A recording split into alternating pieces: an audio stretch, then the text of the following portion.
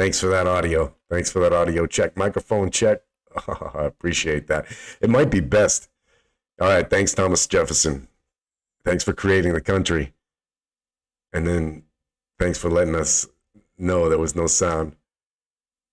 Oh, Goblin Hands, you got to come in while I got no audio? Oh, that's heartbreaking. Oh, well. All right. Well, nonetheless, we're back on. We're on Power Hour. Thanks, everybody, for joining me. Microphone check. Mama, microphone check. I just didn't hit the mute button. Yep. I'm back. All right. Rock on, people.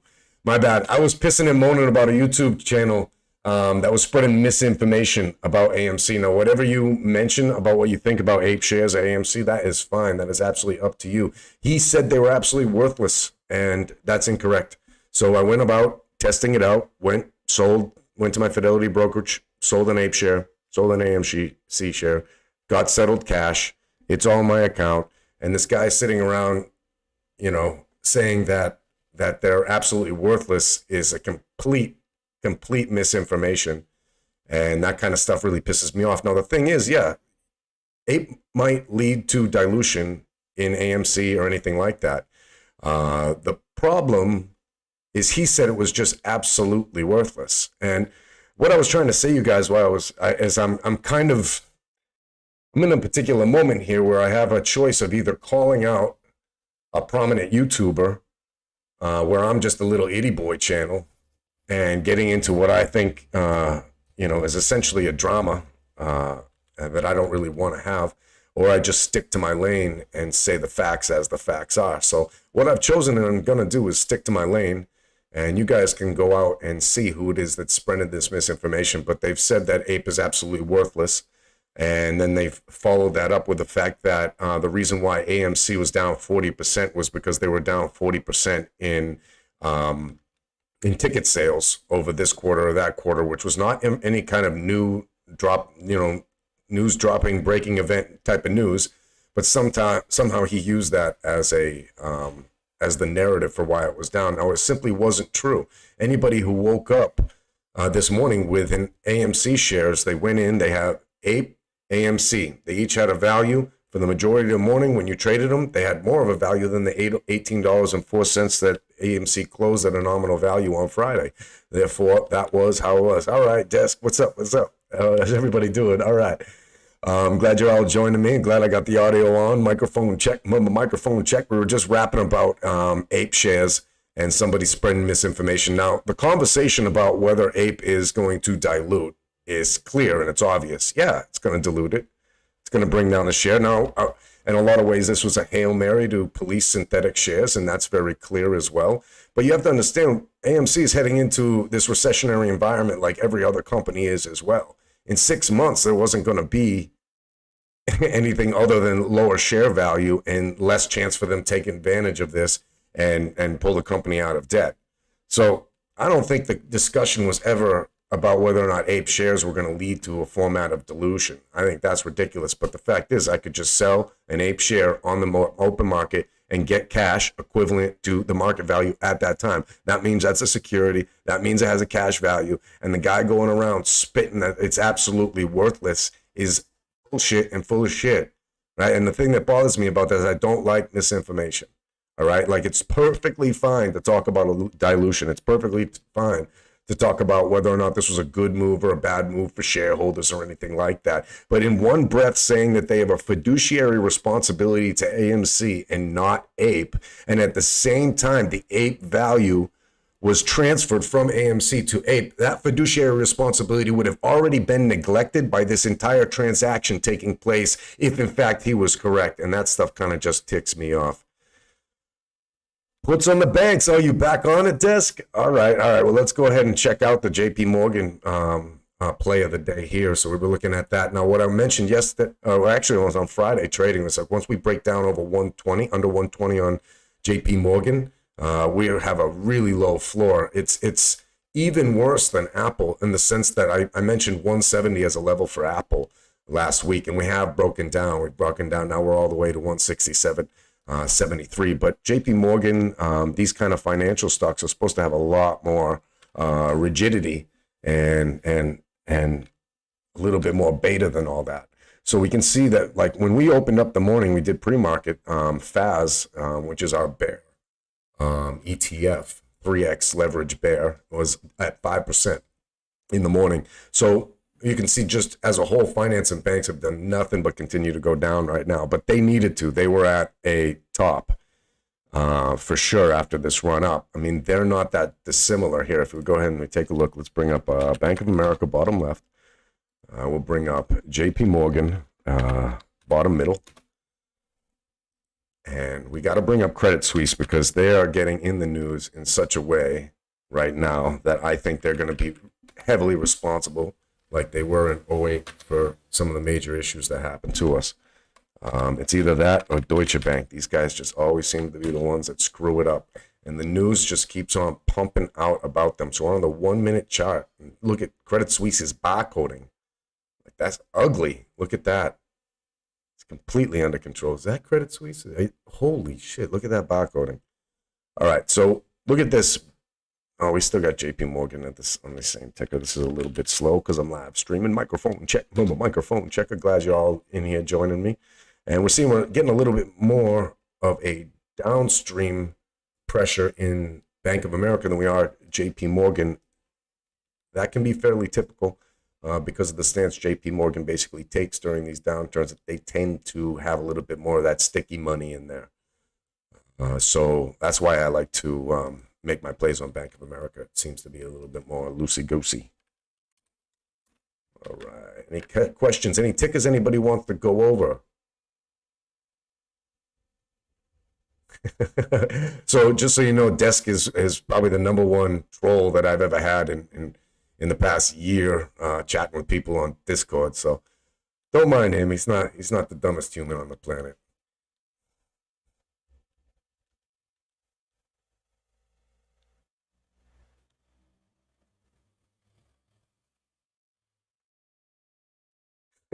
Hell yeah, I love faces, Tom. You guys are fucking hilarious. Oh, well, bienvenidos a la live stream. Here we are. Shout out to Desk, the not quite dumbest human on the planet. I'm sure he's going to rip up these comments right now, but I'm gonna stay focused. I got work to do. Don't you forget, I'm trying to make something of myself, all you people, find something else to do with your time. Now, we're seeing the same weakness in the long-term stocks that we have for a while now. Now, commodities, in terms of that, oil has pulled back to the levels that we started off in the morning. Had a pullback into the afternoon, but we saw a surge in the future prices on natty gas again. And there we go. But I am getting some news that is pretty bearish on oil prices coming in through some of the media. So this one has to do with Iran.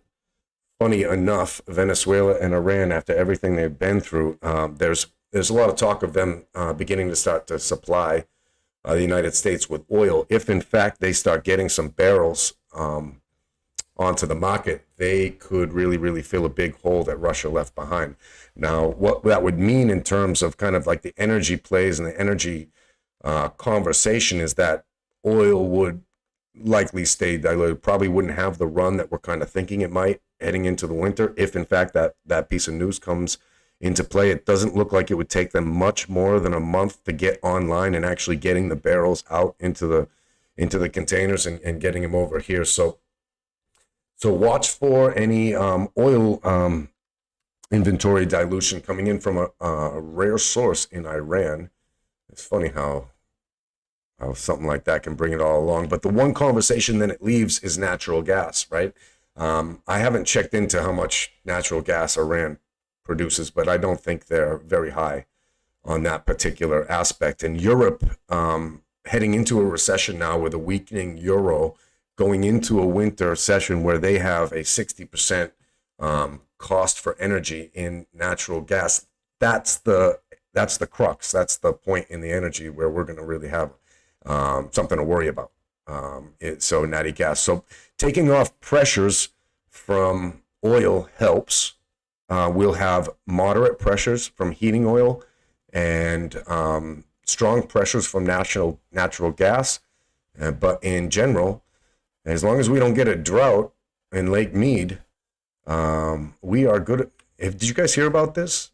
Like Lake Mead, right now, its water levels at, like, let's call it 104 feet deep, and the dam stops providing power at 95.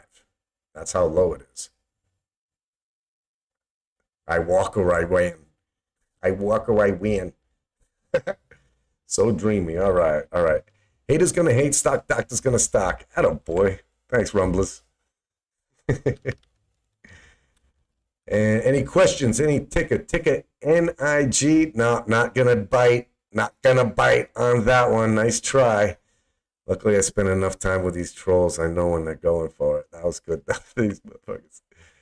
All right, so what are we talking about over in the chat still? We got nothing but the same. We're basically consolidating other than a slight bump up to the lower band of VWAP on the SPY and NASDAQ. This is something that's led by the charge of Apple coming back from a major pullback, now currently down 2.12% at 67.88.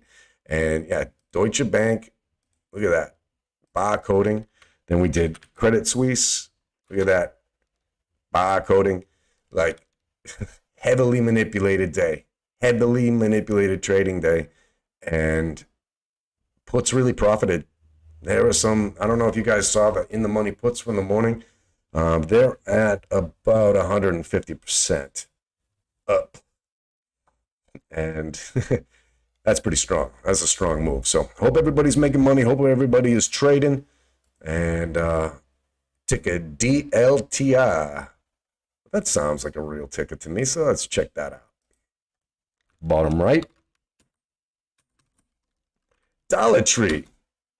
That's a good one. All right. Now, Dollar Tree has earnings later this week, everybody. Let's double check on the date. Financial releases. That's that. Insiders there. Profile. We know what it is. So we're talking about Dollar Tree, and we're wondering how their financials are going to do going into the earnings.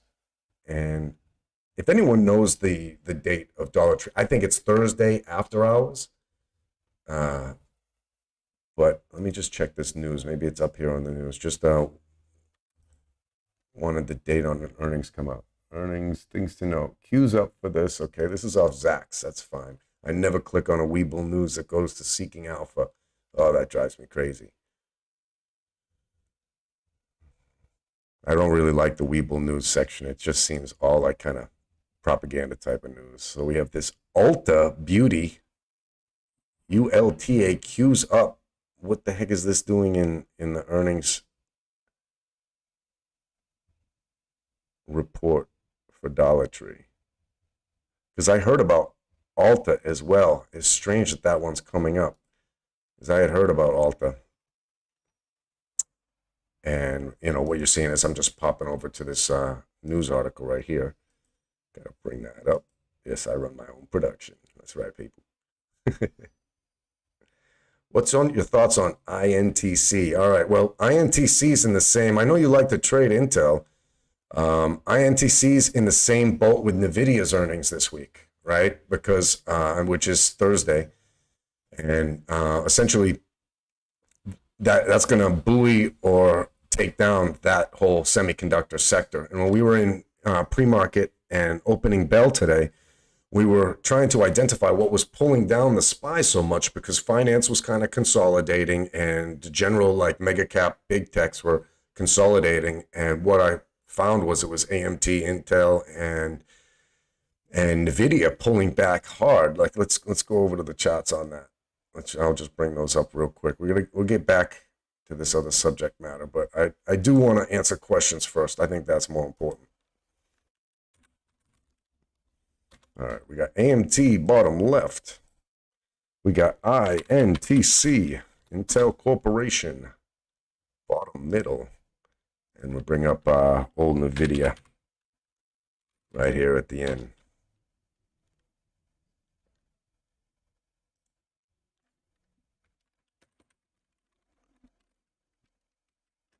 There we go.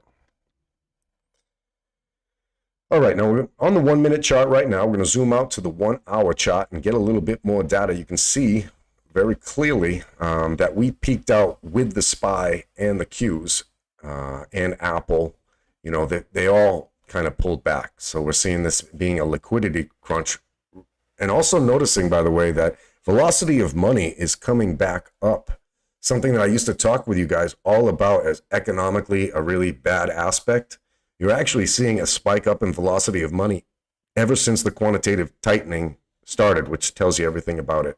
You know, now that they're not counterfeiting the cash anymore, people actually have to use the same dollar over and over again, meaning that dollar is moving back and forth and transacting quicker.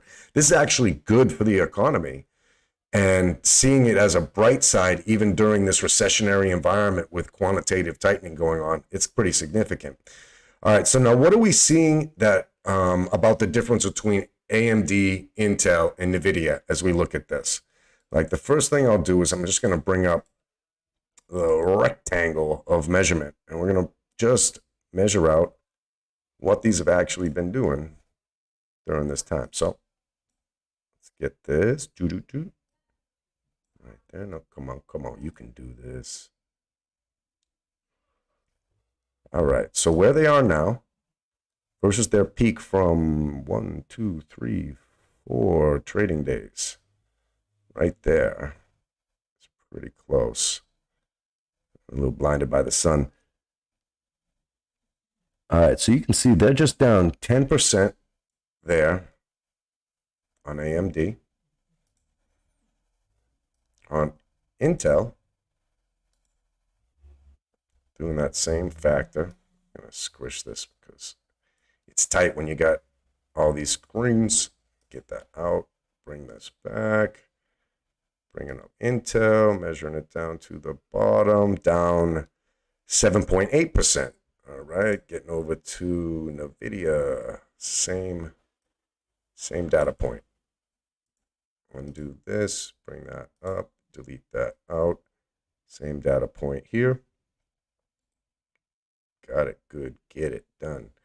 Trying to just see who reacts the most. That wasn't a good paint. But it's pretty clear that Intel is less volatile. That's what we can derive off that right off the bat. So Intel being less volatile, you can expect that if NVIDIA's earnings aren't so great, it will get pulled down less than NVIDIA and most likely respond quicker as well. AMD looks like to be the most volatile of them all. And now in terms of whether or not NVIDIA is going to make earnings, I think so. I think they will at least cover estimates. I think maybe they might have to downtrend their forward guidance at the most, but I see them coming through this okay. So if in fact that's how it plays out for NVIDIA, it's going to play out that way for everybody else too. It's a sector-wide thing. We are heavily under the algorithmic influence, and for that, don't take to drinking too much. All right, any other questions coming in? Damn, I'm glad you guys are blowing up my comment stream for the what was it, max depth? All right, so Lake Mead max depth 532. Yeah, but what's the minimum depth to run the turbines? Because I mean, if whatever the number it was, whether it was like 1,000 and then it was 950, I think that's what it was. Maybe it was like 1,040 is the line on Lake Mead right now, and it's something like 950 is the line where it stops producing hydro power.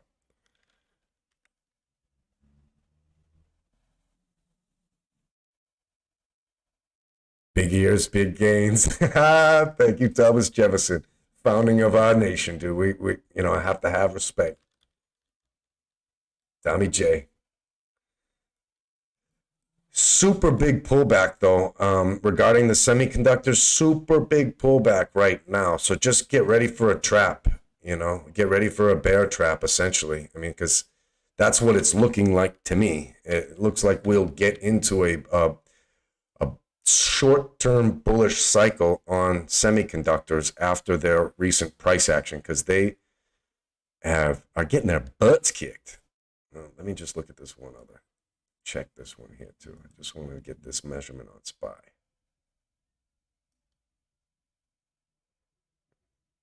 Come on, Weeble, don't fail me now. You can do it. Down 4.4% during that same time frame on the SPY, in case anyone was curious. Like I said to you guys earlier, I like to chat with Weeble, but there's some weaknesses at times, so a lot of times I think it's good to be able to bounce back and forth, but some people can't necessarily handle Fidelity's just old schooliness, and I don't blame them. I guess the only reason why it doesn't bother me that much is because I sort of grew up with it, and for me it tends to be a fairly easier way for me to just kind of get around the horn on the watch list really quick. I'm not sure what it is about Weeble, but it just doesn't kind of have that same flow for me as other things. So again, always taking questions on any of the tickers that y'all are looking at. I don't see. Eat my hey. I'll let you guys chat that piece out. Oh, here, wait. I had to move myself earlier from a fat head on that side. Now I'll move my fat head over to the other side. Big ears, big gains, people. That's funny. This is the commodities right here. And we already know Natty Gas is leading that off. We kind of covered it. It was a pullback. And then it shot back to the early morning pre-market levels. Commodities are in a weird place right now. This is what I think everyone should keep an eye on. I don't think we're there yet, but they've pulled back so much, and we're seeing the equities turn, that a lot of times when we're seeing this equity cycle, it's not the money just appearing and disappearing from the market. It's just cycling to different places. And just having seen this kind of what they're calling a commodities super cycle, I don't really prescribe to that concept about it really, but specifically, but seeing where they're at and their levels are at, I mean, it just seems like the money is going to start rotating into commodities. It just, whether or not those are actually going to be energies, which is what I was initially presuming after some of this other news. I think it really depends. I think we have to stay on the topic like every single day and analyze how it changes, because I don't think there's a guarantee it's going to go one way or the other. I really don't. I think we're in this weird state of being in between the possibility of actual good economic news actually happening, and what I told you guys about the velocity of money picking up. That's something that no one's really going to talk about, but is inevitably the entire driving factor of a healthy economy. So seeing that come back from its all-time lows is a surprising and good sign, and also a factor from quantitative easing, a result of quantitative tightening as to why we're dealing with that. So we're also seeing BBBY down almost 14%. Now this one was surging back and forth, big swing day for that one. BBIG, not so much. And then you're seeing my decarbonization ETF that I find interesting, pulling back super, super heavy, as you see that commodity for decarb pulling back right as well with it. So keep an eye on the two. They're fun to watch. And we see cryptocurrency, Hut Mining right there. Hut 8 Mining is pulling back. EBON is in the same boat. Lordstown Motors pulling back heavy. Nikola, Lyft, Beyond Meat. This one's Centurion, the Centro Electric Group. It's another small squeezability EV play. Costs always got to be on the squeeze list. MVIS not doing too much other than being down 6.7%. GME down 6.2%. Sensionic Technologies down 6%. Tilray, weed smoking 5.8% down. Affirm down 5.87%. Mullen Automotive down 6.37%. That was a squeezability from earlier in the year, for those who don't know. Overstock, that was the original squeezer, even before GME. That one down 4.88%. BlackBerry, the redheaded stepchild of the squeezers from January 2021, down 4.87%. PSNY, I don't know if it really belongs on this list. It's Polestar. Polestar came through from GGIV, which was a SPAC. It's kind of the reason I have it on this particular list. Don't know a lot about the company, just wanted to keep an eye on it. Seeing SoFi not down as badly as a firm, and Coinbase not down as badly as Hut 8 Mining. So that's all right. SNDL down a little bit more than T-Ray, as they are in a little subsector of their own, and then the rest is history. The only thing that's kind of a surprise on here is Houston American Energy Corp. This was a squeezer from the last time oil went up over 120 a barrel. This one, as well as IMPP, you can see that one right here, which is down 3% on the day. These are both penny stocks. Don't get involved in them. No, really, they were just popping off like crazy. Not something I would involve you in, but also this particular list isn't for the faint of heart. All right, any questions, any tickers? Anybody checking anything else? Oh, all right, we're all good there. Thanks for all joining. Appreciate the engagement. I even appreciate the trolling, honestly. You guys are cool. You guys are cool. Thanks for joining. You're always welcome on my stream. Happy to answer any questions. You're good people. We spent a long time chatting over a year. I'm all right with you in certain settings. Yeah, we're cool. All right.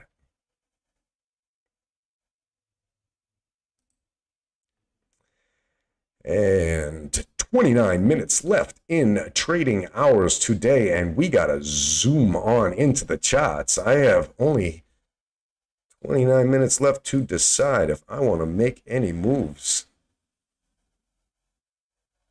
All right, so we're coming over to paper trading, and this is where we get to have a little fun. Get to play around with some numbers, fade some strength, and strengthen some fades.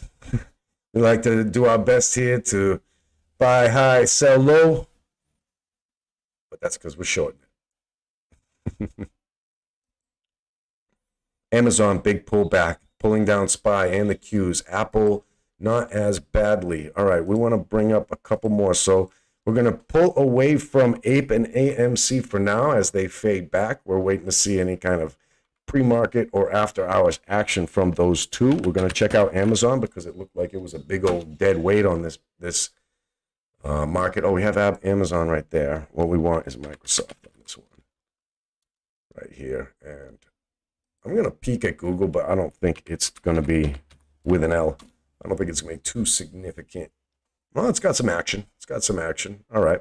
So we're seeing that pullback right across all the big mega cap tech. And that's leading to the SPY and the Qs being down. We're on the 15-second chart, so we're seeing extremely zoomed in data right here.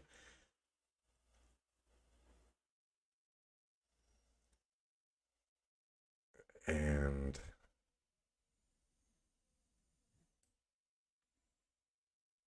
I don't see much I want to play there. Okay, why don't we go over to the screeners?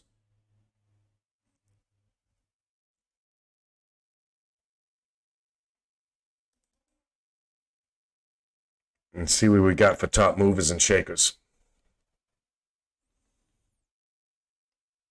Okay, BON Natural Life. BON, Bond Natural Life, up 78%. Is that a pharmaceuticals play? It's one of the things I like about Webull. When you go over to your screeners, and your screeners can become watch lists over on the side here as well, allowing us to just kind of go through the charts really quick and watch. You can just want to look at the top 6 really quick. Allows us to set that up very fast. Now, oh, I see Minerva and Neuroscience in there. That's a name I stay away from. And this is PET, which we covered a little earlier. Strange how a pet company was CHW Acquisition Company, which seems to stand for Chewy, which seems to stand for Ryan Cohen. Just got a big influx of money right after he sold out BBBY. What a coincidence, huh? Oh wow, let me get this up right here. We still have that. Now, what we want to do, is zoom out a little bit onto the 5-minute chart and just see if anything really stands out. Like BON does not stand out to me right off the bat. Let's get that off.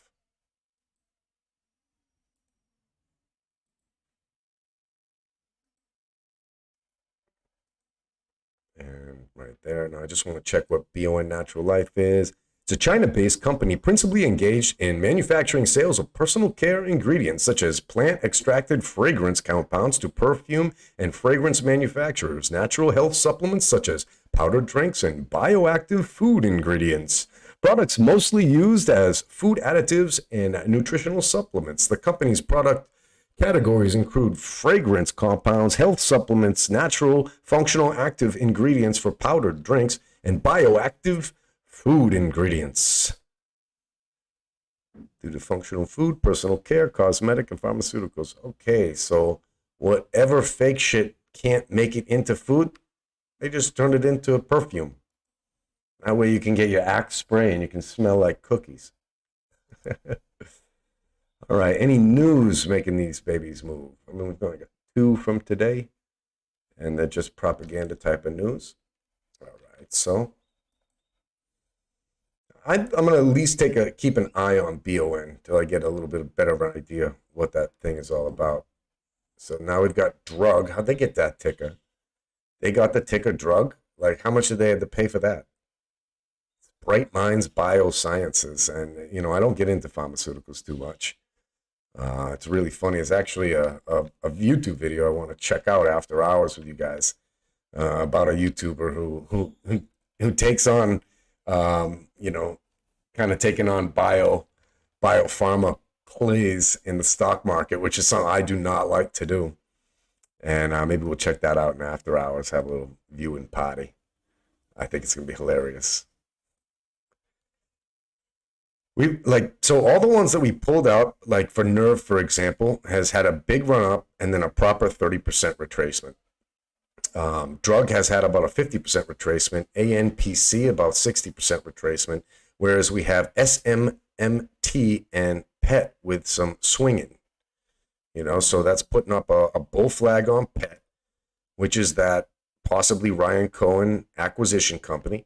And then SMMT, Summit Therapeutic, another biopharma. And the problem is, and the reason why I want to get into this conversation about biotech a little bit more, and the fact that I don't trade it, is there's becoming this whole biopharma complex that's being developed right now.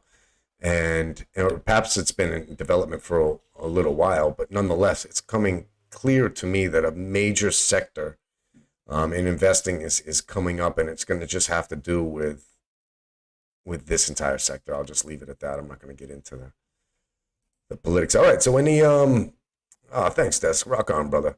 And any tickers, any particular levels you guys want to check out? You know, we just checked out top gainers. I'm about to switch over to top losers and see if there's anything that stands out in the top 6. I didn't catch anything that really fuzzied my eye on the top gainers list. So we're going to move on. But like I said, anytime you got a ticker or a question, you just go ahead and let me know. We'll switch gears if we need to, and cover it all. That's my job. I'm here to help actually communicate with you people. You know, whatever you need to know, just feel like you could stop on my live stream anytime, even if you can't watch the whole thing. It's okay. Just pop on my live stream and be like, yo, Stock Doctor, what's up with this? Why is this? And I will give you my best answer to the best of my experience and knowledge. I think that is a cool way to live. And that's what I want to do. All right, so we got our top losers up in front of us right here. And on the top is Social Capital. All right. When we start this off, we want to start off zoomed out. Let's just be on the day chart right off the bat. See that that's a IPO.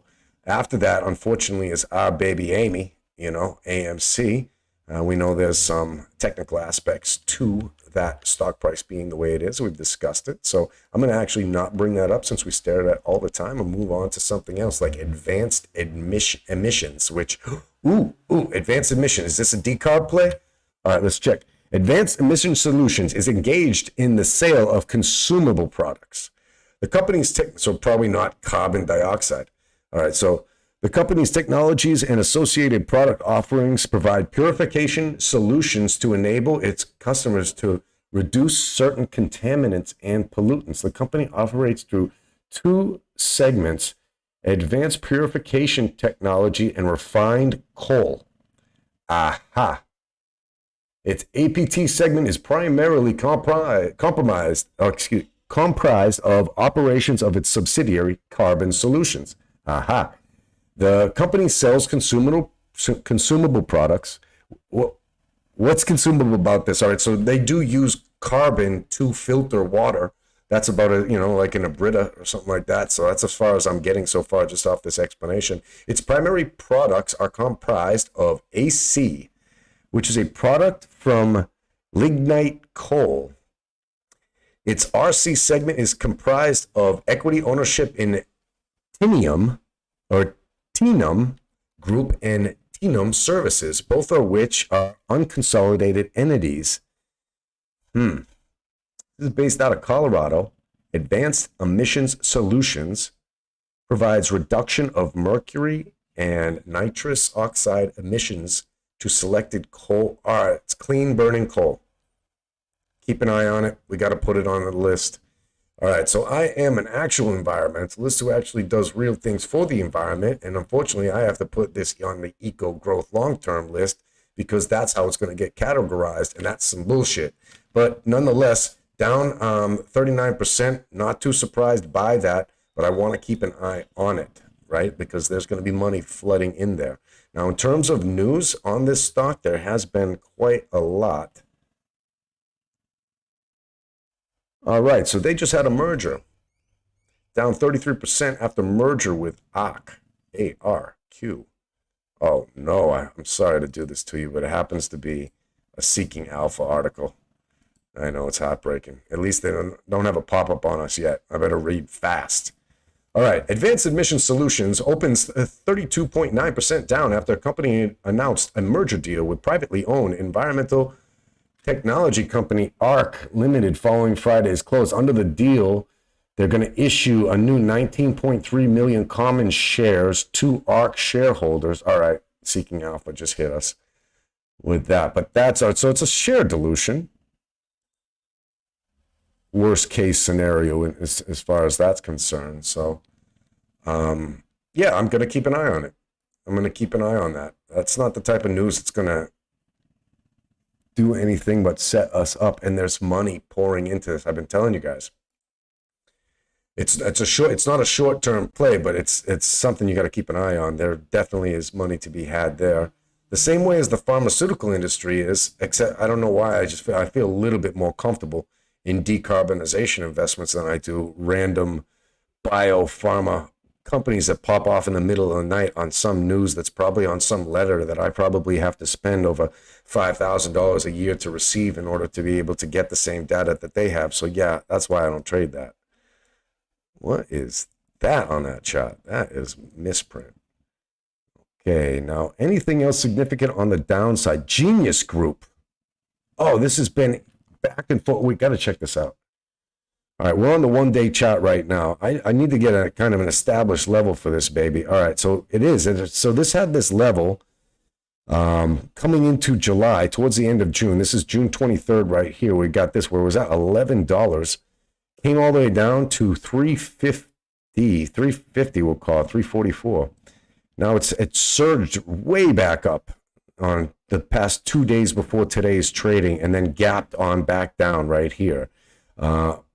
Jumping in on news, first things first. First things first, our stock doctor freaks all the stocks. Got to work on that rhyme. 2 hours ago, YMSP recovery is trading higher by over 21%. That's just movers and shakers. Propaganda news. Shares resume trading up 16%. Resume trading. What shut down trading? Let's take a look, and I will review this with you. Right. Now, this is going to be on a little tab of news that's not quite. WYSIWYG, what you see is what you get. Thoughts on UVXY to hedge crash. That's actually exactly what I'm doing. Just so you know, WYSIWYG, I'm actually in my public brokerage. It's actually right now all UVXY. I think I grabbed it. I'm gonna have to double check the numbers on you. I'm thinking I'm around the 9s on UVXY, and that's exactly why it was a hedge. It was just a hedge that I think I started it last week or something like this. Said I think we're around of our bottom right here. This article on the Genius Group isn't enough data for us, so we're going to move back onto the charts and keep talking. But UVXY is a leveraged play, so it's not always necessarily your best long-term hedge. If you, one of the things I'd like you guys to let me know is when you talk about a particular stock, let me know a time frame too. You know, like when you say as a hedge from a crash, you know, the crash could take a little while to play out, correct? Right. And so if that is in fact the case, there's going to be swings to UVXY. And what you'd hear from me, generally speaking, is don't ride the swings. Let's get to work. I would put our butts in the chair every single day and trade UVXY or the SPY or the VIX for our optimized gains with risk management, keeping us from riding it down too much. So long term, I like it, but the way I do it is I grind it out, right? And so long term, I like it. Long term, I'm bearish right now for the next 6 months. Does that mean we won't get another bear market rally? Absolutely not. We definitely will. But the one that we just had is now on a major pullback mode, and it needed to. And we're watching the banks be the ones to dictate those breaks. Unfortunately, in the sense that they just kind of, when it's a big kind of macro change, banks are a big part of the pullback. Even though we like to think that has a lot to do with mega cap tech, obviously, yes, they're a part of it. But the UVXY, remembering that being a play on the fear of the SPY and essentially a balance of the put and calls within the options chain on SPY, I think it's something that you should trade on the daily, not on the long term. Put your money into a leverage ETF and fingers crossed, hope for the best. Right? I came across this thought on a couple different trades earlier this year. First one was with the Natty Gas Boyle trade. I was trading it in like January when it was in its like 30s and 20s and it ranging back and forth there. And that would have been one, for example, that even though it's a leveraged ETF, would have been a fantastic swing trade for a month or two. And I could have sat back with it and it would have been just fine. Then move forward over to an ETF like FAS. Right, let's bring these up while we're actually talking about it, right? And you can actually like zoom out with me and see how they played out, right? So let's just bring up Boyle, we'll bring up FAS, and we'll bring up UVXY. UVXY top left, Boyle in the middle, and UVXI. Now, what do these things have in common? Not much, right? But check this out. We're on the day chart there. Maybe we need the weekly to be able to visualize this. All right, yeah. So, I mean, UVXY is very clear. It's the inverse of the SPY, right? So it's running down like that. But in order to kind of get this data, because this is not enough data. All right, let's check this from the weekly. Hopefully that will be enough. It's tough because it's... I'll get it there. We're going to get this in a way where we can really visually represent it properly. All right, we've got the weekly all the way. Yep, we're representing most of the year here. Let's get some context. So context here, the all-time high for the UVXY that we're seeing here was in September 24th when it hit $31. Okay, so now if it was to go back to $31, that'd be 200% return on your profit. So that would be really, really good, right? So upside potential is there, correct? Taking a look at low levels for the UVXY, we're not really even that close here at the 10. So I think this is, so right around the $9.30, I think is my cost basis on public. I don't know. I don't trade that one too often. That's a hedger. And that's exactly what it's doing right now. So like I said, I'm in on that, but now like check out this difference between Boyle and FAS, for example. All right. So we've got Boyle and here it is in January. and it's playing around in the $30 range, like I said, right? This is where I was playing it. This ETF, I'm going to try to, the weekly chart can water down a lot of data, which I don't want to have happen here too. So we're going to stretch this out, let you see right here. These are these 4 weeks in January right here, right? And I was telling everybody we got to run up. Now, if I had just held right here and ran up, I would have done better than my entire short of the banks. And that's the truth. I'm okay with that. I had a good trade with my banking short, but it is worth noting that I didn't have to do any of the risk that I took on in shorting the banks. Just could have played Boyle. I was right on there. But, hindsight 2020, didn't really know. Right now, so I did short the banks in December and January, and we could see we had these rises up, back down, rise up, back down, rise up, back down, rise up, back down. None of this leading to much more of a run other than when with FAS in, let's call it January right there, $16.38. I remember, I think I actually bought right at $16.40 at one particular share lot, and then we went up to 32. So that's a 100% increase. And so FAS has returned less than UVXY, and now UVXY has returned far less than oil, a commodity, and an energy play. How about that, huh? Oopsies. Come on, let me try. It's going to get that. Mark, no, don't do this to me. Come on, get that mark for me. Up there. That's the spot. 524%.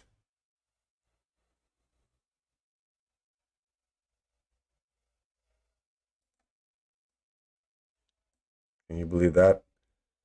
524%.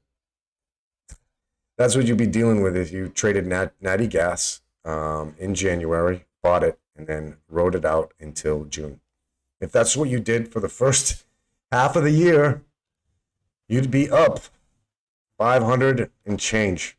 Is that not crazy? Doesn't that tell you not to have a bias towards what the popular stocks are, but rather set a narrative, find a stock, find something that works within a thesis that you can jive with, like natural gas tightening up because European imports got shut down from the Ukraine, while after about 10 years of decarbonization, Europe barely is using any coal or nuclear, and so their reliance on natural gas has gotten so big that it is what it is now. Now, we're on a high level right now. We're at 117. It's all-time high on Boyle. Isn't there? The problem is this is in a setup where this has a good chance to go higher, even though we're at a near all-time high for this year-to-date trade right here. So it's one of those things. I need to see Boyle come back. I need to see Natty Gas come back in the next month, because the real stockpiles on Natty Gas are going to begin in September. Right? So if we don't see a big pullback on the futures pricing for natural gas, we might see Natty Gas range out like this for a little while.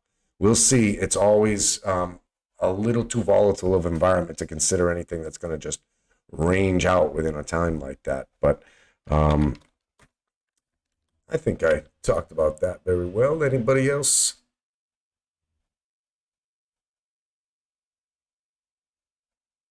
Oh, yeah.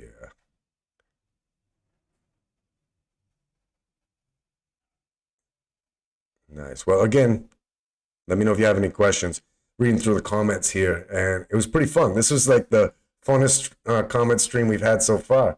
And, some of my troll buddies are out there, and dude, honestly, they're dope. I appreciate that, guys. I appreciate you guys being cool. I really do. All right, rock on.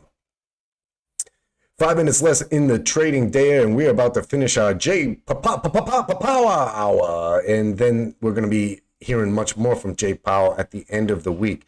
They go to Jackson Hole for a little while, vacation, rip it up, sip Mai Tais, whatever they do, and then he comes out and says what obvious speech he's going to say. Oh, we're going to continue doing the same thing that we're going to do, but when we're going to do it, we're going to surprise you a little bit, but not a lot. Inflation is still very much out of control, but at the same time, the economy is very strong and consumers are very strong. And we are seeing very strong labor market. If you look at the labor market over the past 150,000 years, this is one of the best labor markets in the entire 150,000 years of the history of humanity. Thanks, Jay. But we're in Power Hour and we want some truth, right? And we're about to get a big spoonful of BS on Friday. Get ready for that. I don't expect huge market movements from it, but I'm going to be there covering it live with everybody in case he comes out with anything crazy, just to keep an eye on your portfolios, making sure you're not losing money with these crazy people trying to take over their narratives. That's right.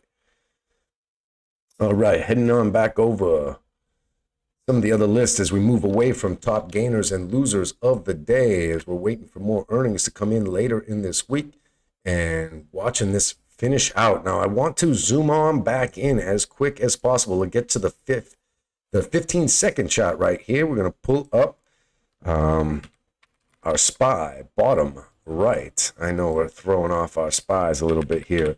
One thing that happens every single day, 10 minutes before the end of market, is a rebalancing. I don't know if you know about this, but you're going to notice if you look at the minute chart on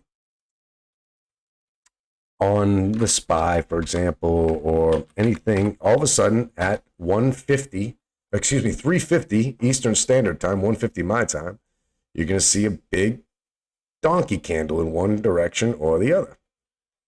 And where's ours? Right here. That's what this is. So let's go on to the minute chart so you'll see it. And what this is a rebalancing. This is, in the grand scheme of moving and shaking shares back and forth between each other, lending from different shareholders and not always necessarily locating the shares. At the last moment in the day, all shares get located. Any misinputted or fat finger discounts to the trade hit the floor at the same time. So every minute, every day of us trading, you have the 10 minutes before market closes, you're going to have a big imbalance that comes rolling on in and changes the perspective. You can see on FAS, big old candle right there.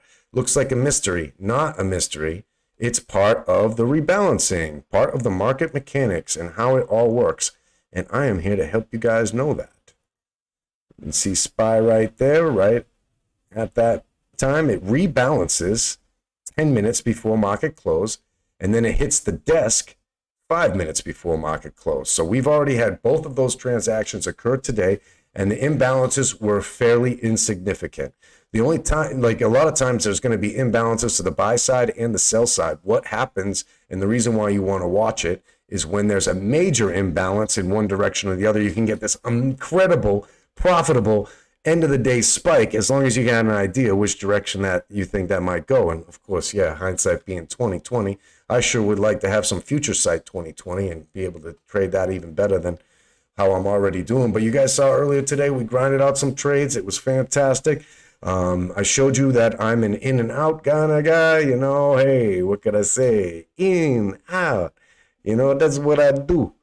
Point is we want to print. Point is we want to be green. Point is we want to be trading together in a positive, productive manner. And that's just how I'm choosing to do it. I hope you guys like my format. I hope I get better at providing it each day as we go. Who do you think will be the #1 running back this year? That's a good question, Jim Bob. It's not going to be Jonathan Taylor, brother. I'm right on the spot right now. I don't want to say it. Derrick Henry, baby. Yeah, you knew I was going to say it. You knew I was going to say it. Derrick Henry, baby, of course. I'm going to start drafting pretty soon. Are you going to put that league together? What's your plan? Oh, big spike up on market. Close for UVXY, followed by Boyle and Faz. Oh, yeah. Then we're done. This market is over. Am I going to get one of them annoying bells? I don't think so. Maybe I'll just a little soundboard. Ding, ding, ding, ding. Just make sure everybody on the live stream knows we done. We done, son. Woo! All right. Putting in the work. Pumping in the hours here. It's after hours trading. Again, you guys want to go over levels, trade, or anything like that? I'm good for trading so far today. But I did say that I wanted to sit back with you and pull in some media from another YouTube channel right now. And I want to see. I haven't watched this one yet. Like usually, I'll curate this. So I don't waste too much of your time. I might be wasting a little bit of your time right now. I apologize, but I want to see what this guy has to say, because I think the way he titled this video was pretty funny, and he seems to have a sense of humor. I don't think he's somebody I'm subscribed to. Nope, but he's got a decent following over there. I wouldn't shake a stick at that. 358 followers he's got. And it says, I tested the most terrifying Biotech investment strategy. Are a lot like buy and hold long-term investing. In absolutely no way. But do not get confused by this screenshot, because I can't think of a more deadly way to invest your money as a retail trader. Combine my knowledge of biomedical science and graphs with volatility that looks like your heart rate after a very small mountain of cocaine, and remarkable things are bound to happen. This guy's hilarious. The rich history of the business of medicine. Fun fact, cocaine was marketed as a cure for toothaches in children. Cocaine toothache drops first went under patent in the 19th century, where life was a series of coal-powered death traps, one after the other, for 12 to 16 hours per day. Arms ripped off in the factory? This alcohol chloroform cocktail should help. Your child's teeth are rotting away? Here's some cocaine. Funnily enough, it's actually easier to name the things cocaine wasn't prescribed for. Thanks for joining, Parker. At least if you're taking a page out of Sigmund Freud's book. Fortunately, in the 21st century, the pendulum of regulation has swung to the other side, and we now have the biotech industry, which is the investing equivalent of Russian roulette with 5 bullets.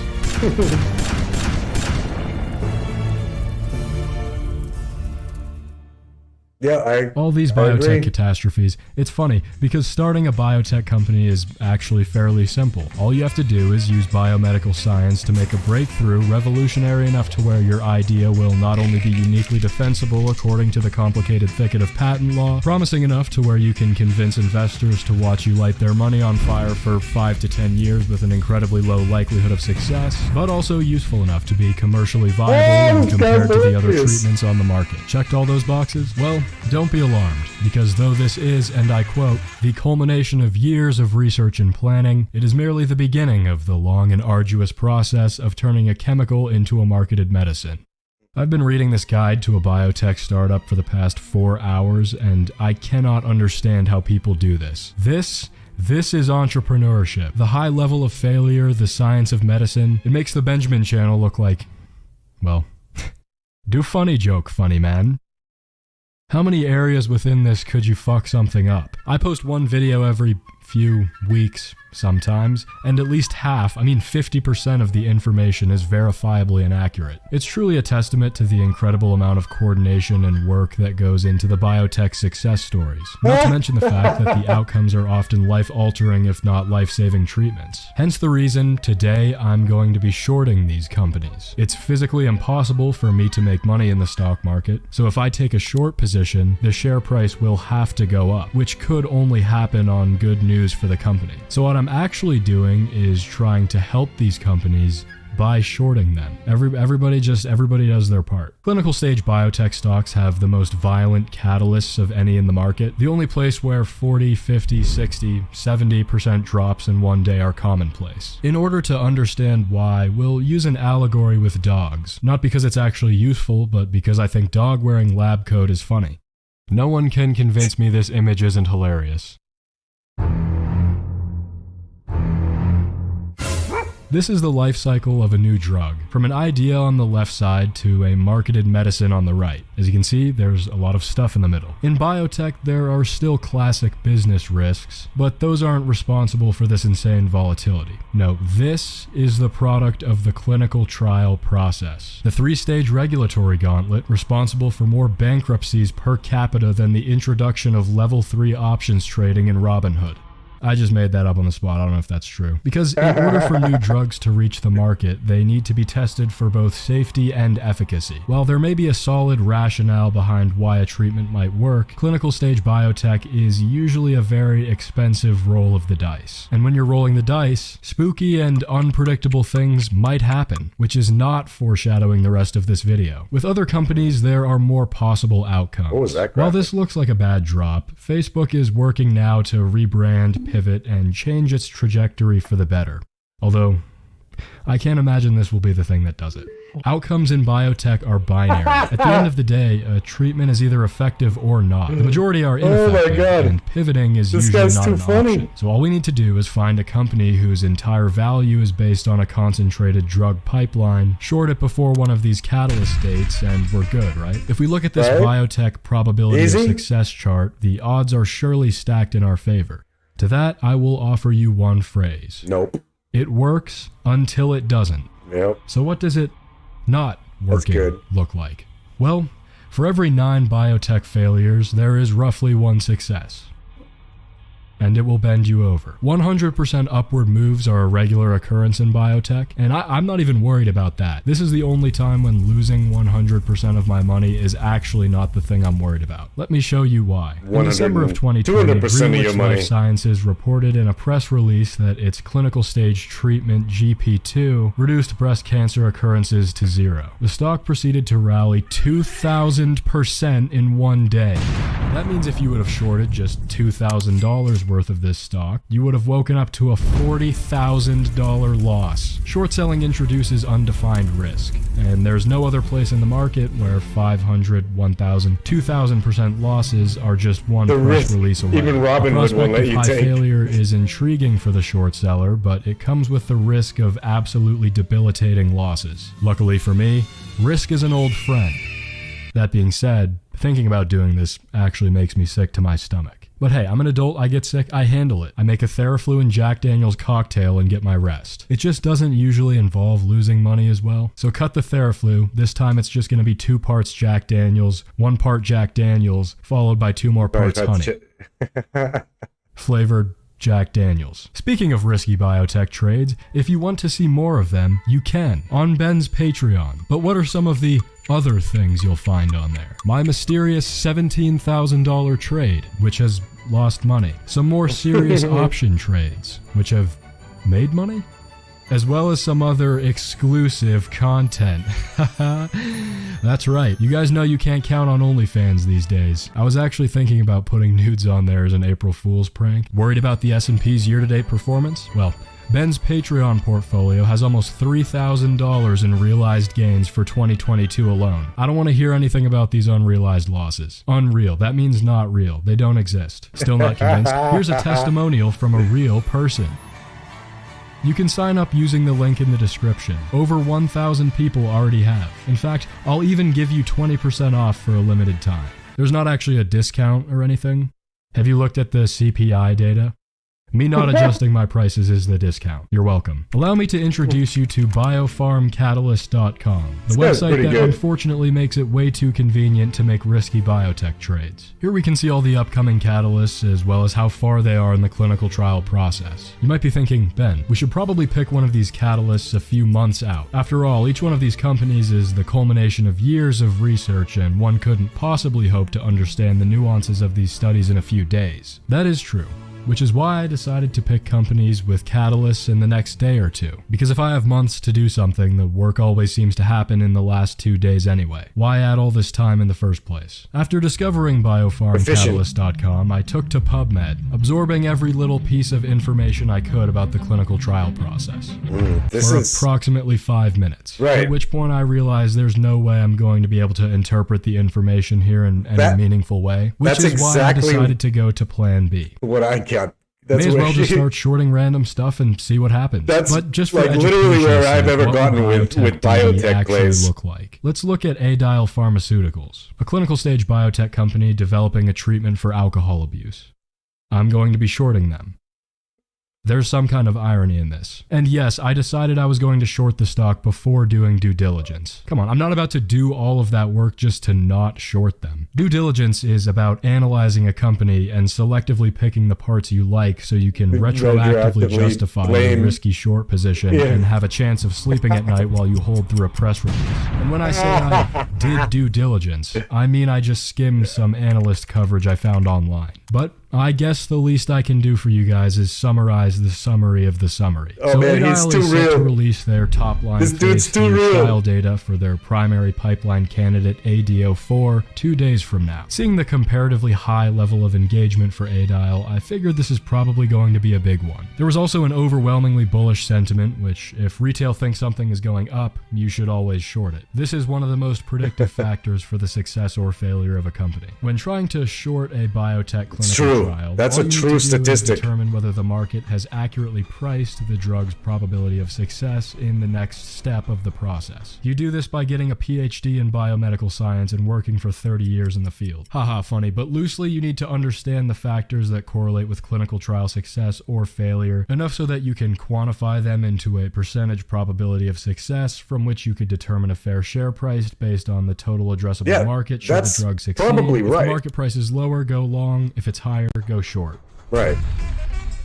Could you just make millions of dollars consulting if you knew how to do this with any consistency? Yes. But investing is not about doing what's smart financially. It's about justifying a borderline concerning gambling addiction with quasi-intellectual noise. DD 30 pages. Adial's main pipeline candidate is a treatment for alcohol use disorder. The treatment includes both a genetic test as well as a tablet that you take orally. Unlike a lot of other alcohol use disorder treatments, you can still drink while taking the medicine. It just makes drinking less fun, so you want to do it less. The primary endpoint, or the main result that's measured to see if the treatment actually works, is a reduction in heavy drinking measured by the number of heavy drinking days. A heavy drinking day being defined as when a female had 4 or more drinks in a day, or when a male had 5 or more drinks in a day. What happens when you have 4 heavy drinking days in one day? That's the entrepreneur Sigma grind set. You wake up at 7 a.m., I've already had 2 drinking days by the time you wake up. We are not the same. One drink is defined as 14 grams of alcohol. That's 1 beer, 1 shot, probably a gallon of the sugar water that your girlfriend calls alcohol. The patients have been classified into groups of either heavy drinking or very heavy drinking, with the idea being that ADO4 will decrease the number of drinking days for both groups by more than the placebo. But how does it actually do that? The active ingredient in this treatment is ondansetron, which is currently commercially available as a generic, used to treat nausea in patients that have received chemotherapy. Ondansetron is a 5-HT3 receptor antagonist, or a serotonin 3 receptor antagonist. I know something about meaning it blocks serotonin 3 receptors. Serotonin 3 receptor activation enhances the release of dopamine, and it's believed that by blocking these receptors, you reduce the rewarding effects of alcohol as well as the motivation to continue drinking. That's pulled directly from Adial's 10K if you want to read more about it. So that you can still drink during the treatment, it's you're just going to be depressed. As enjoyable, leading you to drink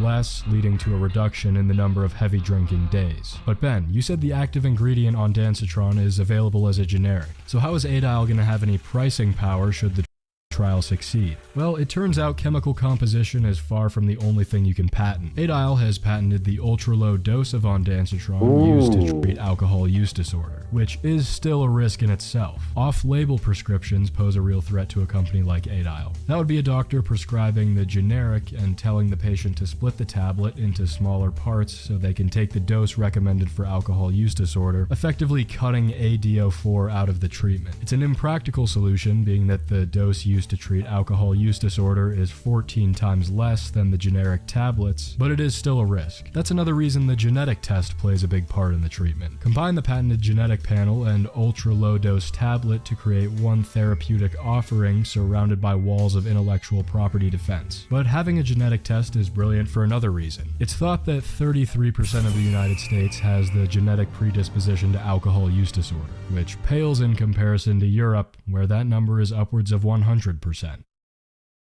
The genetic biomarker test allows the patient to see if they have the genotype that is most likely to benefit from treatment with ADO4. This is great for both patient buy-in and marketing. It makes treatment less threatening because it allows patients to assign more responsibility to something genetic. See what I mean? Like, this is just crazy. That's predisposed. Crazy to follow this for one trade. It's genetic. It's a genetic thing. I shorted 1,000 shares of 8-Isle stock. Robinhood will let 18-year-olds put their life savings in one-day till expiration options, but will not let you short sell. What does that tell you about how dangerous this might be? The trial results were set to be released the next day. After the extensive due diligence, it tells you that they don't want to give you any margin. That I had no idea what the fuck was going to happen. One cash settles, the other one doesn't. That's why. But either way. A very small mountain of cocaine. And to my surprise, it was a success. 8-Isle failed to meet its primary endpoint in proving that ADO4 led to a statistically significant reduction in heavy drinking days across the combined populations. This was mainly because the placebo group of very heavy drinkers showed a large reduction in heavy drinking days. What's interesting is that when separated, heavy drinkers did see a statistically significant reduction in heavy drinking days. And while this population makes up the largest percentage of 8-Isle's target customers, the market still did not react well. Our position made 25% over a 3-day holding period. $400, which should be almost enough to buy one loaf of bread come 2023. Making any amount of money felt like a win to me. I had already priced in a 100% loss, so this was a pleasant surprise. Who would have thought it would be a treatment for alcohol use disorder that would break the curse of the inverse Ben rule? Now that is a happy ending, I think. I wanted to clarify some things so no one gets the wrong impression. I've been shorting various biotech companies over the past few weeks. Overall, it was a net profit. I was just waiting for something extreme to happen as an example of the volatility that comes with biotech, and it really did not take long. In fact, I was about 5 seconds away from shorting Humanigen as well, which imploded just a few weeks earlier. That would have been an 80% return in a one-day holding period. Is this representative of what will happen with you? Honestly, it could be, which is why it is dangerous. Most drugs don't make it through the clinical trial process, which means it's probably going to work multiple times before the entire thing implodes. So if your knowledge of chemistry is anything like mine, you'd be better off reading Chemistry for Curious Kids before thinking about looking at a clinical trial. Blockchain for babies. You can bet every motherfucker with $100 in Coinbase is buying this for his kid.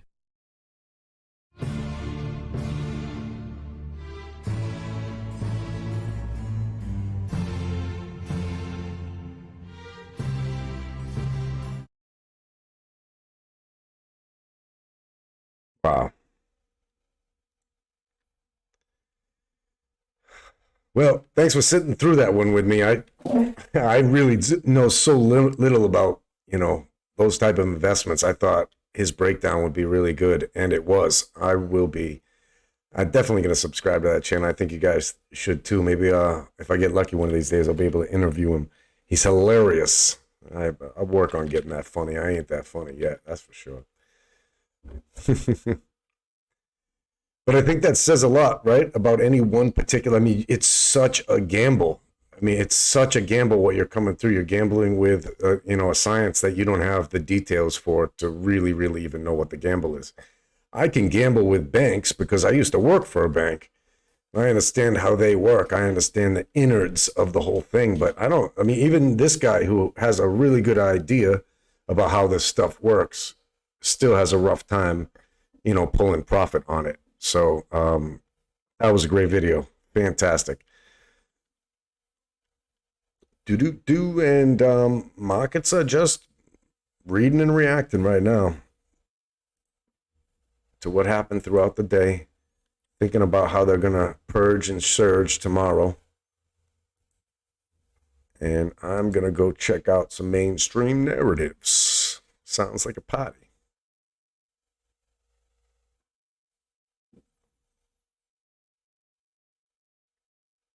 Maybe this is a good time to talk about. So I bounced over to Bloomberg. First narrative we see right up on there is home sellers are slashing prices in pandemic boom towns. Was there any pandemic boom towns? What? They make it sound like there was a gold rush. Pandemic boom towns. I hate those narratives.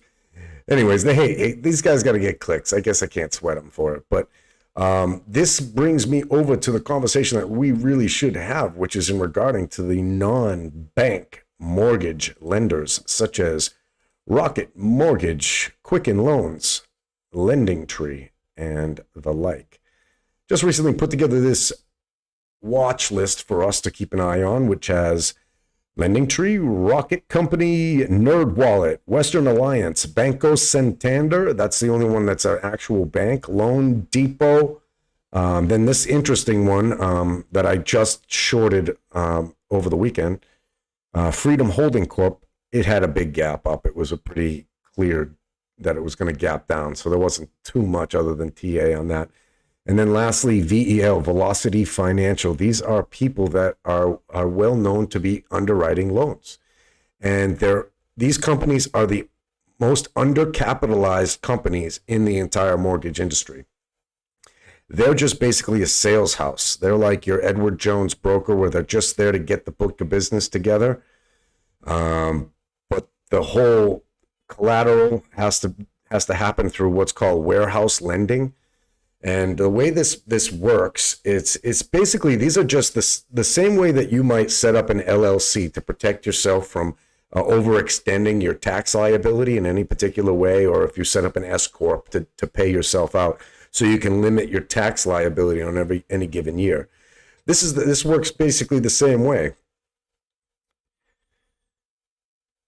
So these companies are just right there. If they fail, if they go bankrupt, that's okay. It's not the big bank who's actually the one who's lending to this. So they do the warehouse lending, and that means there's no, like JP Morgan, Morgan Stanley, Goldman Sachs, BlackRock. These are huge companies that are doing a lot of the warehouse lending for these, I guess you just call them mortgage lenders.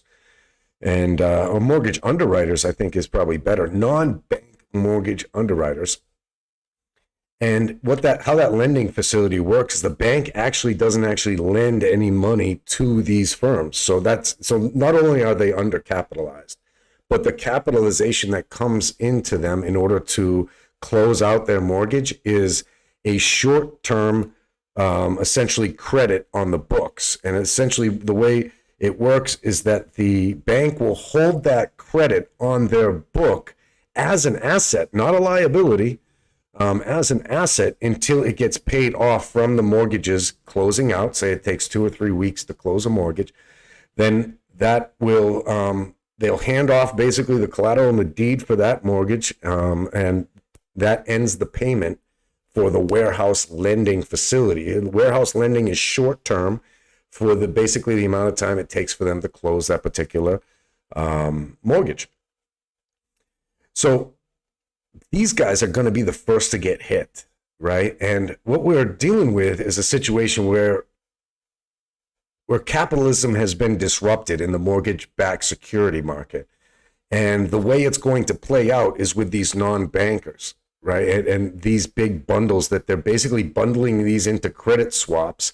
And then these go out on the bank, onto the market, onto the bond market, and they're sold and traded on the bond market. And that's where the money origination comes from. It's there's not anything behind it, in other words, right? So these companies are undercapitalized, will tank and go down as mortgage-backed securities go down. And the reason why capitalism has gotten so wacky from all of this is because we had an unseen force that is the Federal Reserve coming in and buying things up and not allowing supply and demand to play out in a natural way for price discovery within the markets. Now we're sitting there, and the balance sheet is over $3 trillion. I don't know what it is for mortgage-backed securities right off the top of my head. We'll look into that in a little bit. But essentially, nobody wants the mortgage-backed securities. So this quantitative tightening that's happening, it's supposed to have started June 15th. That's over 2 months ago from now. And there's barely anything that's off the balance sheet. There has been some changes to the balance sheet in terms of reduction, but they haven't been within the mortgage-backed securities market. And word on the street that I'm hearing is it's because nobody wants them. They know that they've been bundling up these mortgage into heavily tranched layers of good debt and subprime debt. And the thing that happened in 2008 was a big reputation issue for the banks, because the banks got blamed for having to be bailed out. They don't like that. All right. So they have now, in this past 12, 13 years, there's been this new establishment of non-bank mortgage lenders that come in, like Rocket Mortgage and Lending Tree, and they underwrite all the mortgages. And if the mortgages are bad, if they're subprime mortgages and they go and default and the company goes bankrupt, it's not the bank's fault. The bank just erases that debt, scribbles that asset over to a liability, and then sells it as what's called reinsurance on the liability. They're making it on both ends, people. They make it on both ends. And in the end, they end up with the collateral, which is the deed to the house, the thing that is the thing that's being bought for or mortgaged for. And so if you ever wondered who owns everything, just know it's CDECO and the Federal Reserve with $9 trillion on its balance sheet. In 2019 was the last time I have an official statistic for this, but the number one profitable company in the entire world, private profitable company in the entire world, was the Federal Reserve. Just to be clear. All right. Nothing federal about Federal Reserve, beautiful people. Okay, now we're seeing some strength in banking in the after hours. Weakness in natty gas, but not a lot. I mean, natty gas really had a surge at the end of the day. Look at that, went up to 118, which I believe is the high for the day. Nope, 122 was the high for the day, and it looks like we tickled that in pre-market. Yes. It's true. So yeah, we were right around. So 119 is like a high for the intraday, and pre-market we did get run up a little bit more, as seeing the futures price for natural gas pullback led to this pullback. So one of the nice things about trading Boyle is you've got this other indicator that's present day live action, letting you know what's going to happen. You know, if futures for natty gas are going down, Boyle's going down, and vice versa. Gives you an opportunity for arbitrage any time that the ETF doesn't have quite priced in the same level of change as what the futures market has priced in for natty gas. That's why it's a fun trade. Well, yeah, it looks like we're getting closer past the point. Like, so some of our lows on our bearish was 1884. All right, so there was space for another run. There was space for the banking sector and finance sector to continue, but they just ran out of liquidity and stumbled out of the gate. Now, right now, the options chain for a lot of the global stock market is bearish as of right now. So just remember, we don't ever just go straight down and just go straight up. We still have another 2.5 weeks where it can go either way, right? So based on the options chain derivatives market, it would not surprise me at all if we get into Wednesday the 24th and Thursday the 25th's price action and start to see a significant surprise to the upside on a bullish nature. We could continue with major pullbacks, but we're going to need to see commodities tighten up on things, and we're also going to have to see the dollar. I haven't looked at the dollar all day. I apologize, guys. Let's look at the DXY, up 0.73, so that is getting up there as well. Ooh, okay, so that's another additional pressure on us and another additional pressure on equities.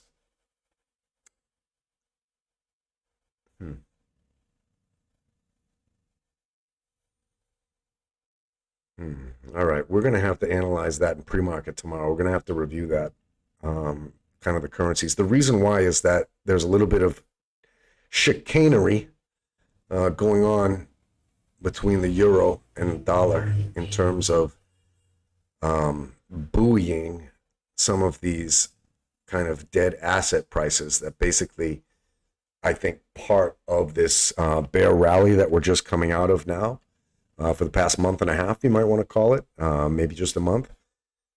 I think a little bit has to do with some currency manipulation. We have to figure out exactly how it's, there's going to be some sort of juxtaposition between the dollar, the yen, and the euro, and how they're trading versus how the bond market is handling inflows and outflows. There's something there. I haven't found it yet, but there's going to be some data there.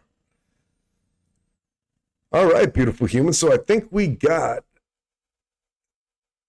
the majority of our wrap up done right here, and I think we're going to call it a day. What do we get? Hour and 30 minutes in, rocking the pre-market, rocking power hour. Power hour. Power hour. I don't like that. Power. Ha ha ha. No, don't like that either. Got to work on that slogan. I will give you another minute to just jump on and ask a question before the end of the day. But of course, I will be here in the morning with you, ready to trade, bright-eyed and bushy-tailed, ready to get going. Again, thanks for all the good comments there. I really appreciate you guys. Yo, what's that? SMD stock. Is that Smuckers? What is that? SMD? You didn't mean AMD, did you, brother? Let me just check SMD. SMD, Strategic Metals. Oh, yes. Let me double check, make sure that's the one you want. If it is, here, let's go ahead. Let's blow that up. It's weird that it gave us that look. All right, so I'm assuming we've got a news catalyst on this in some form or fashion.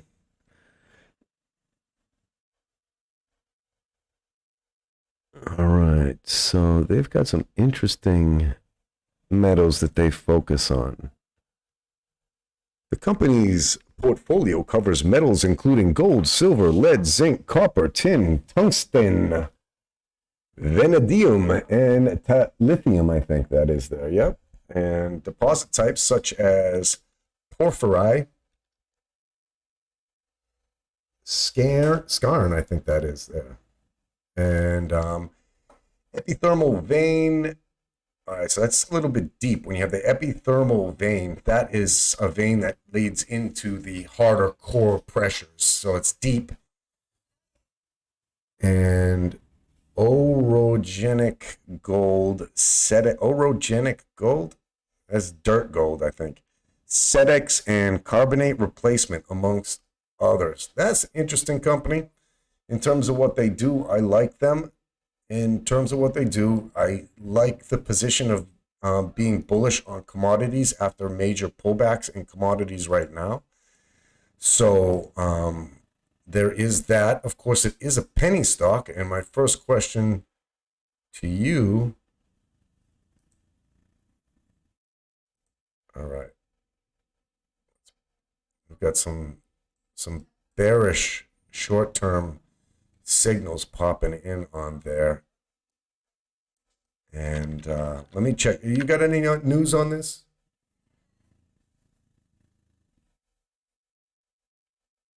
Gave you a like, brother. Thank you for that, Coin Sauce. Oh, so if this is Coin Sauce, then this is a crypto, brother. All right. Well, we can do crypto too, homie. I don't think it's going to be on my Webull chart, though.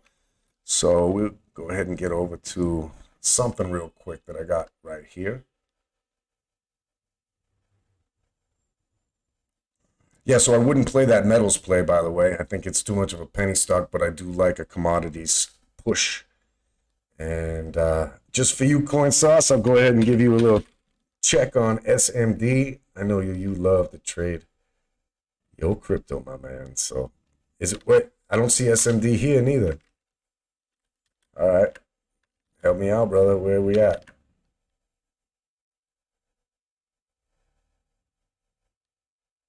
He thinks SMD is metals.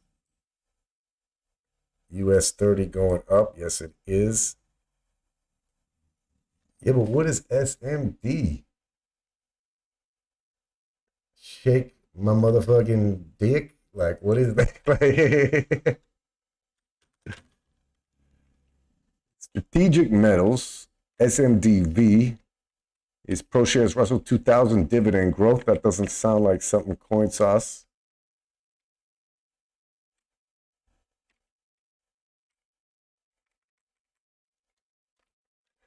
Well, Coin Sauce, good to hear from you, brother. Glad you're in here, man. Long time no chit chat. Pop over to the Discord one time. Give me a holler. I'll do that on yours one of these days too.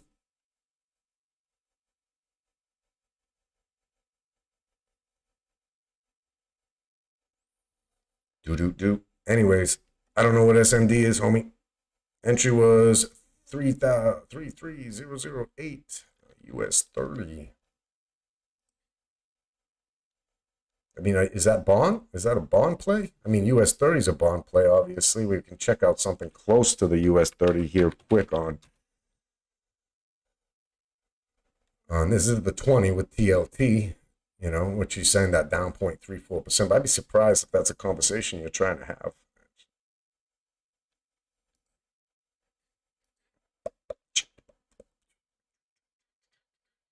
Hell yeah, Coin Sauce. Yeah, but we'll figure it out, you know. All right, boys and girls, go stretch the wings, have myself a safety meeting. I hope you guys do the same. If you do, spark it up for me. All right, and I'll be here pre-market, hopefully a whole hour of pre-market tomorrow. So set your notifications, my people. We'll hang out, talk stocks. All right. Thanks for all the comments. Thanks for joining. I really appreciate y'all madly. Really, thanks for helping me get this channel up. Just trying to get my voice out there. Look up Wall Street 30. All right, we'll do Coin Sauce. I'll come back, you know, a little bit of less of my head up my ass on that. Oh, or Dow Jones 30. Oh, yeah. I got you. I mean, yeah, I got you. You can trade that, you know, within the DIA as well, that ETF. But I think what you were asking is what I think about the Dow right now. I don't think a lot about it right now. Right now we have some earnings coming up. That are going to have an effect on the semiconductor industry. You know, NVIDIA is coming up, right? So until you know what that earnings is, which I do think the earnings are going to be pretty good for NVIDIA, they're going to kind of dictate that play a little bit. And they might even go so far as to dictate the direction of the mega cap techs during that time as well. So as long as hopefully I'm answering that question pretty well. And let me see something else about the Dow that we need to think about, because there's some war stocks in the Dow, some energy stocks in the Dow, and not that much in terms of finance. So it's going to have the least volatility, in my opinion. If you're seeking a lot of volatility, you'll head over to NASDAQ or the Russell 2000. If you're seeking that kind of mid-range, you might trade the SPY and then go to the Dow. But don't forget, you can always focus in on some of the underlying stocks that might be driving these indexes in one direction or the other. And you might see like a lot of arbitrage in those trades. Just make sure you time everything well. Make sure you have so much patience. Make sure your risk management is on point. You should know exactly how you want to get out of a trade as soon as you want to get into a trade, my people. All right, and we're going to work on it tomorrow. We're going to make more money. Y'all be good. Don't get yourself in too much trouble now, you hear? All right, peace.